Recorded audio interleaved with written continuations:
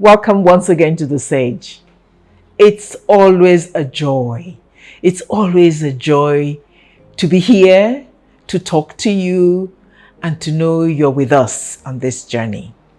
Thank you. We remain forever grateful. Last week, we discussed the entrepreneurship program for 2024.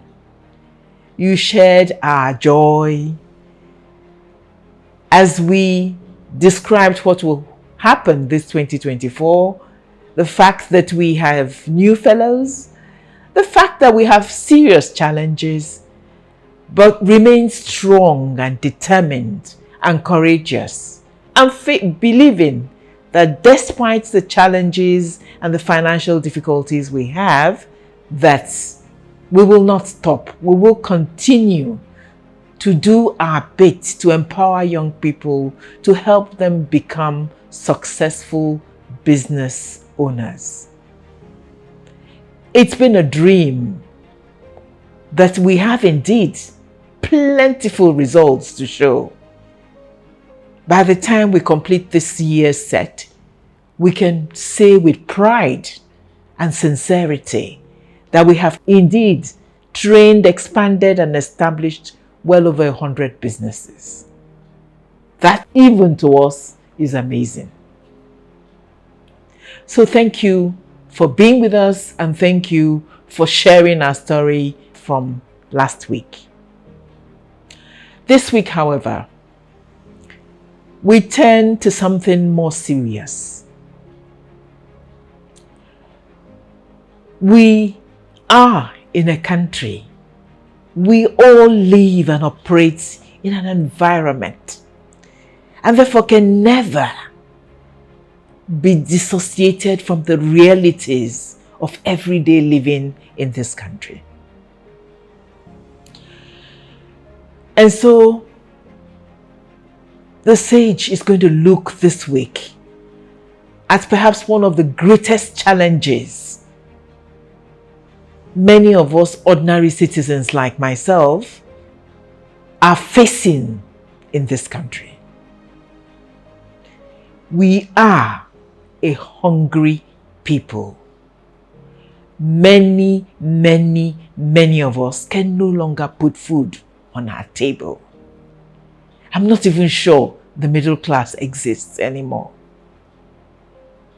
We are a people in shock. The cost of everyday things, what we call our staples, has overnight become phenomenal. When I turn to my other members of my family, to friends, to neighbors, people are living and moving in a state of shock.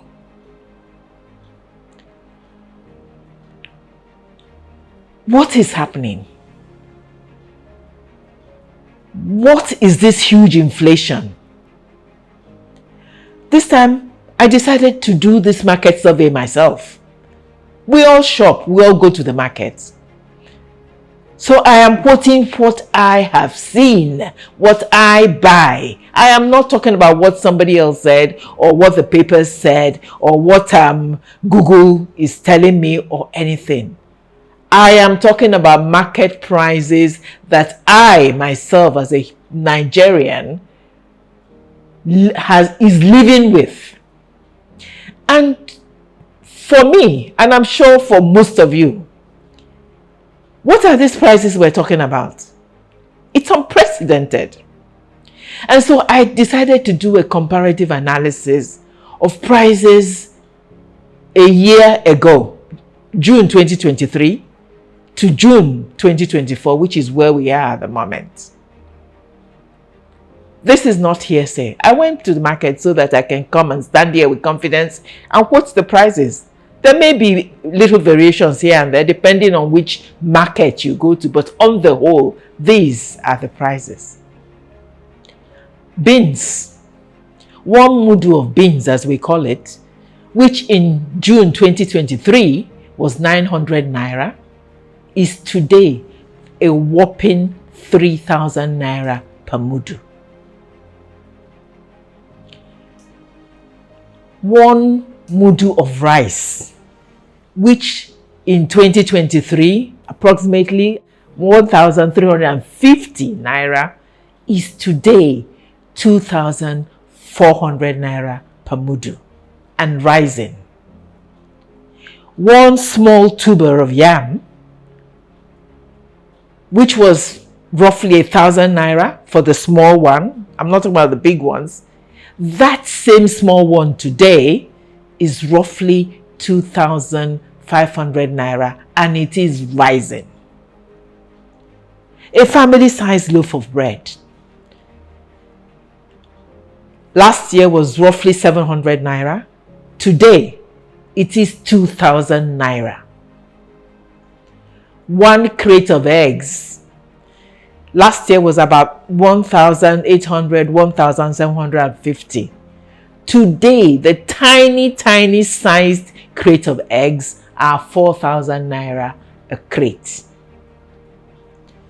1 chicken, a medium-sized chicken, this same time last year was usually roughly between 2,500 and 3,000 naira.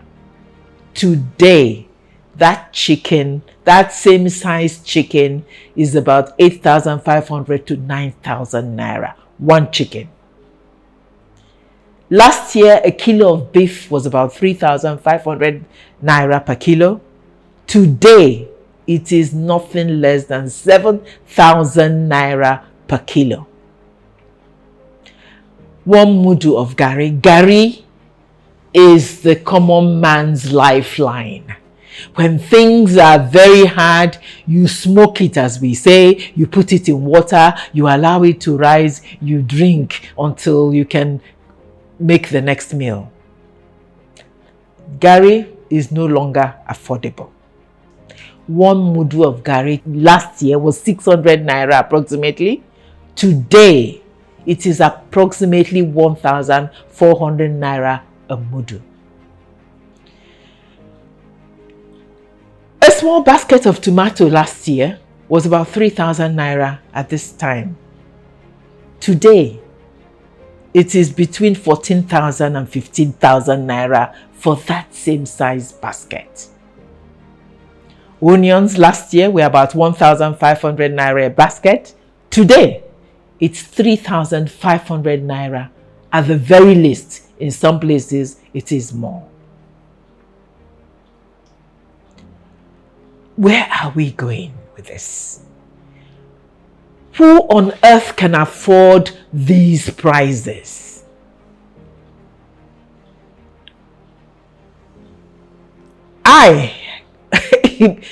I'm beginning to struggle. What are all the other people who perhaps didn't have the advantage of the earnings I have had in the past and in retirement? What are they doing? What are people with families doing? As we argue the minimum wage, I still think to myself, with this kind of prices that I'm talking about, that I have just shared, what is the family? How on earth do they do the magic to put food on their table?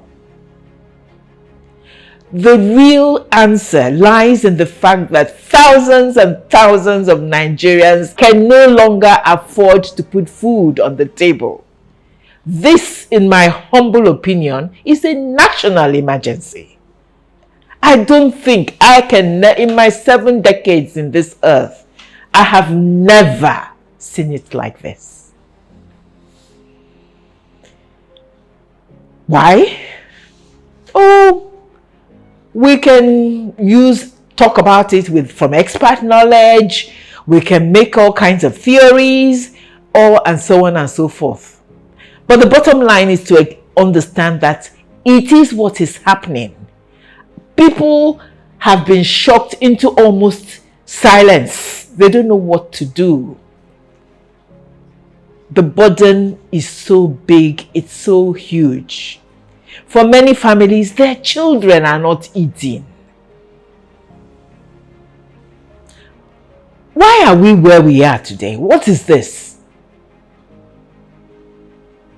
Yeah, I will attempt to address it. I'm a layman. I'm not pretending to be an economic expert.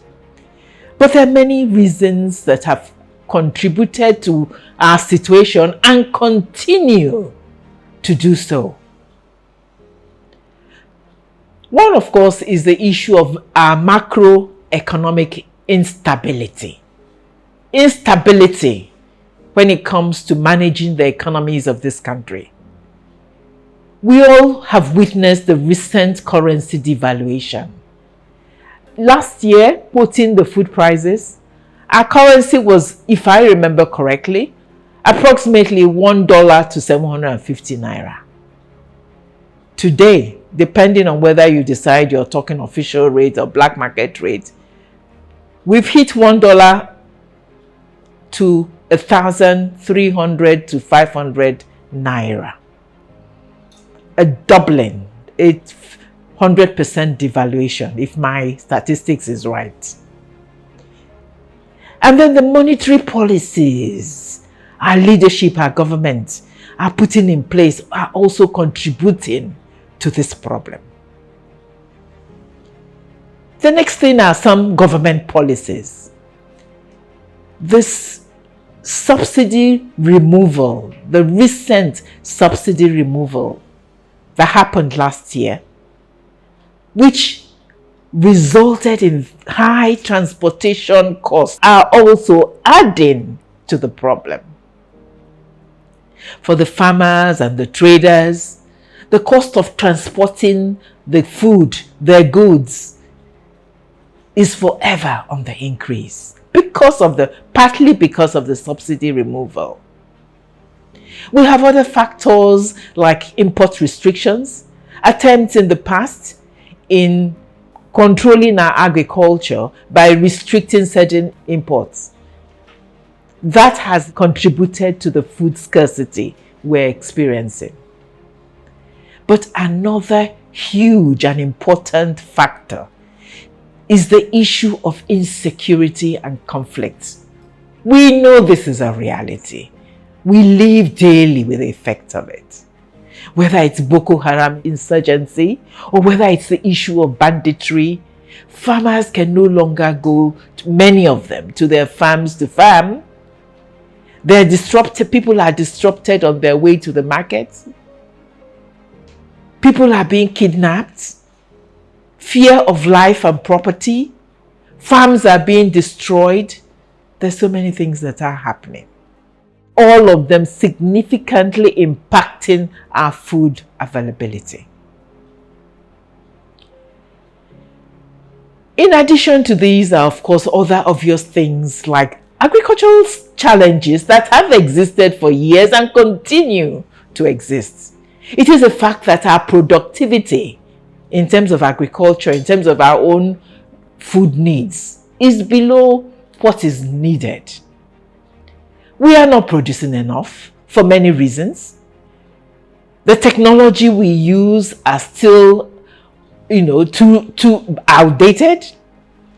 Not enough people are farming and being supported to farm. Farmers are not being provided with enough credit and enough support. I can go on and on. And of course, we're not immune from climate change effects. We're also subject to erratic weather, floods, droughts, and so on, which negatively impact on produce, agricultural produce. I've talked a lot. Like I said, I'm not an expert, but it's good to highlight some of these things because then we have an understanding of what is going wrong and what needs to be fixed. We have infrastructural deficiencies, poor road networks. You need to have the roads, you need to have railroads to transport goods, to transport food in a timely manner. They're inadequate and the ones that exist are poorly maintained. And as I had said before, they are very expensive. The high transportation costs due to poor infrastructure and due to the high cost of fuel. They're all there compounding the issues. Storage and processing, I can go on and on. Things, farmers do not have the right storage to help them maximize the products they farm. And of course, market dynamics. perhaps too much in the rural areas that are not being transported to urban areas, scarcity in urban areas. So between rural and urban, there are discrepancies. And of course, the issue of middlemen who, make their own profits from many times, sometimes depriving the poor farmers of the profit they need to make. So the supply chain, what we call the supply chain, there's a need for government to look at that and to help regularize and smoothen it. All this is compounded by the fact that there's already high poverty rates in this country. A large segment of our population are poor, and therefore faced with this kind of mind-boggling inflation rates, mind-boggling prices, it tips them over. They're not eating. People are literally starving. Children are starving. Yeah, I could go on because I feel so much passion. What do we do? What we need to do is obvious to my mind. These factors we've listed need to be addressed at policy and implementation levels.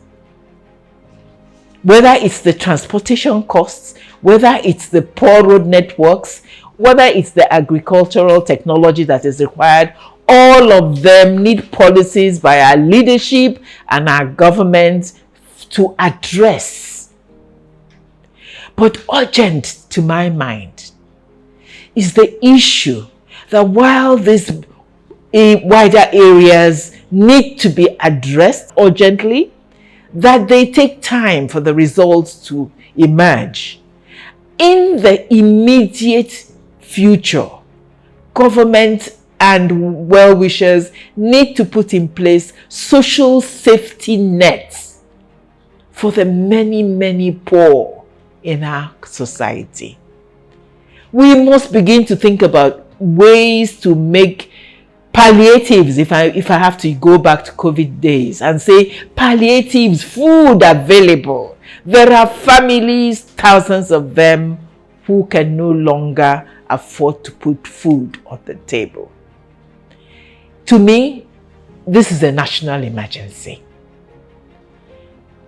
Plans to provide food to as many people in the community and in the urban areas as possible is required. This cannot be business as usual. Even as we call on leadership, on our governments, on everybody to address these areas where the problems exist and put policies and plans and funds into them so that we do what needs to be done. On this program, we make it a point never just to lay responsibility elsewhere. Each of us in the society has a role to play. Some big roles, some smaller roles. And so to every Nigerian, I say, this is the time as we wait for our leadership and our governments and all partners, international agencies to come together to address this situation. Let us, however, begin our own effort today, each on an individual and family level. Every family needs to look inwards and find a way to put food, increase the food on your table. I am firmly convinced it can be done. And in the next few episodes of The Sage, we want to share ideas with you about how it can be done. And so in the next few episodes, we shall be treating production, food on the table, family by family. Each family can do something, no matter how small. We shall be giving you concrete examples. We shall discuss vegetable farming. I myself have always been an enthusiast in this area. All my years as a wife, a mother, a grandmother, I have grown vegetables. And no matter how small your space, it can be done. I talk from experience. You can grow enough vegetable for your immediate family, no matter how tiny your space is, even if you live in an apartment. Vegetables can be grown in pots, in pans, in plastic bottles, even in all kinds of materials that we would normally throw away. You can grow tomatoes, you can grow your ugu, you can grow your water leaf, all of them. As a matter of fact, when I grew up, most of the vegetables we lived on in my mother's house, in my father's house, were grown in the garden by my mom. We can each do it, and we're going to demonstrate it to you. We will take you into our own gardens, in our little yards with no soil. We will show you pots and pans where vegetables are thriving. Each family can do this. Begin to look inwards. If it's bitter leaf, if bitter leaf doesn't even need tending, it will grow enough for you to be picking it from time to time and making your soup. So I'm excited. We're going to bring to you a series on vegetable farming for the family, vegetable farming in small spaces. We're going to talk to you about fish farming. You don't have to have a lot of capital and think about fish farming in terms of production and selling and making big money. Every family can do a little fish pond, enough to feed you and for you to sell to your neighbors to be able to buy additional food on your table. You just need to know how. We will bring in experts, we will sit down on this show, and they will share their trade secrets with you. It can be done. We will feature poultry farming. Again, you don't have to have an industrial poultry farm. Again, it might, as I grew up, my mother, and so on, people, in fact, in the communities, it's normal to grow chickens. People do it. Either they are doing it in cages or the chickens are running around in the compound. In the village, they don't actually go to the market to be buying chickens. They grow theirs. Every family can do that. There are also other types of small-scale animal farming that we will delve into. You can grow snails. It doesn't need a lot of space. You can grow rabbits. So many things.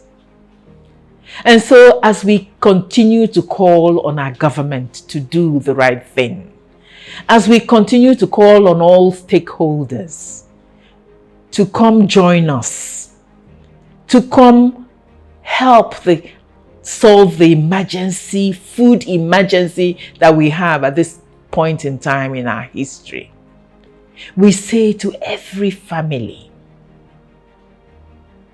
don't let your family starve. Do your own bit. Begin to look inwards. Farm. Grow animals that you can. It doesn't have to be large, in a scale that you can afford, but that will put additional food on the table for you and your family. It can be done. We will share the how with you. And so, don't miss it. Stay with the Sage for the next few weeks. Think about it. It will be an eye-opener. Let us grow food and put on our table to supplement the national policies. If we are all growing food, it will significantly impact on the demand, the huge demand that exists today. It will feed us, it will feed our children and our community. We thank you. Stay tuned. Exciting weeks to come.